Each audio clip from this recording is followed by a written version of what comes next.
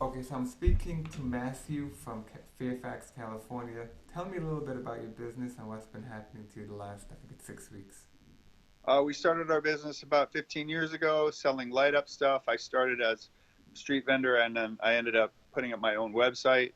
After a short time, my dad saw the potential of Amazon, and he encouraged me to get on Amazon, but I didn't know how to do it because I didn't know how to export my products from my website. So what ended up happening is my dad manually put over 1,000 products onto Amazon for me, uh, and so all this time I was operating with those products, and apparently I got into trouble because I started attaching onto other people's listings as well, and I didn't do it in the proper way. So now I'm going back to only wanting to use those listings that my dad created and any listings that I create myself, because I've had this suspension now. It's been going on for about 4 weeks, and it's very difficult. And we've had to one of my employees, I just got it in the mail. He's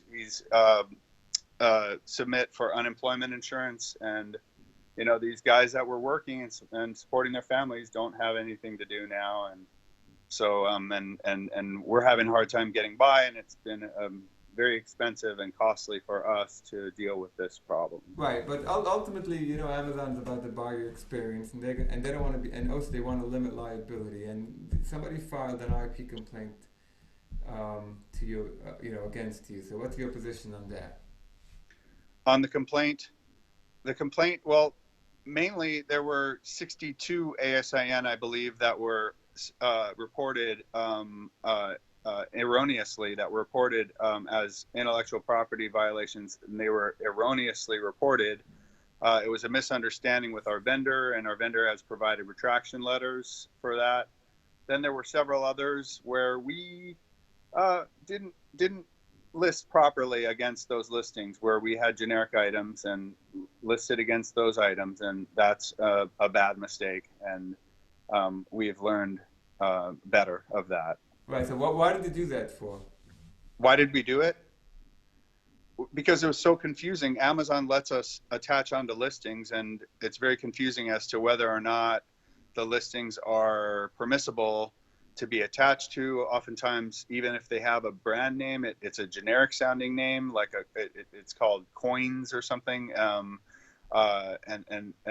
So we tried to navigate the best we could, but now we're not going to try anymore because it's too much of a minefield, and we're only going to go with our own branded listings. Okay, so let me get this straight. Your business in California, a bunch of employees paying a lot of taxes, all kinds of regulations, and you made a mistake by listing against the wrong items. You don't think you fixed it. You understand what you did wrong, and moving forward, you're only going to be using your own brand. And so the issue is fixed. You identified it, and you feel you should have a second chance. How has the process been dealing with Amazon?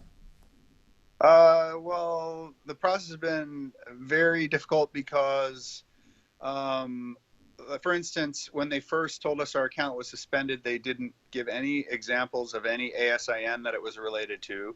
And then in subsequent emails from them, they would give these lists of ASINs, and the lists would change from one email to the next. So that was very confusing.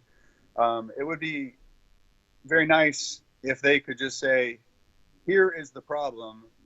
These are the particular ASINs that are causing the problem, and instead of leaving us to guess, and It's so frustrating. it's quite frustrating to try to decipher what we need to do to fix things, because all we want to do is fix things, and we have a 95% positive feedback rating, or 94% over the course of our Amazon account. So we're great sellers. Right. One last thing. Why didn't you fight the infringement when you got the warning?